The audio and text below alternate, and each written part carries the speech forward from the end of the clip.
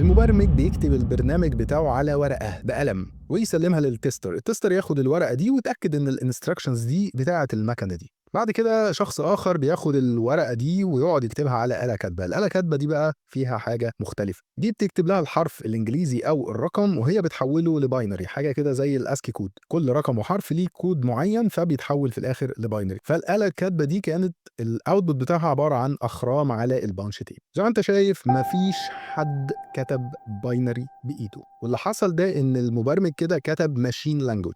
الماشين هنا اللي هي الكمبيوتر، واللانجوج بتاعته اللي هي الانستراكشنز اللي جايه مع المانيوال بتاعه. بعد ما البانش تيب بيطلع من الاله الكاتبه بيتم تسليمه لشخص اخر اسمه اوبريتور، وده الشخص الوحيد اللي كان بيتعامل مع الكمبيوتر. كل الناس دي ما كانتش بتقعد قدام كمبيوتر، بيستلم التيب ويدخله على الكمبيوتر ويراقب عمليه التشغيل وياخد الاوتبوت اللي هيخرج منه على بانش تيب اخر او بانش كارد، ويطلع الاوتبوت دي ويحطها في مكان معروف. يجي بعد كده البروجرامر يشوف نتيجه الكود بتاعه، لو البرنامج طلع سليم فبيتم الاحتفاظ بيه في مكتبه الاكواد بتاعتنا عشان لو احتاجنا نستخدمه تاني خلاص ده برنامج جاهز.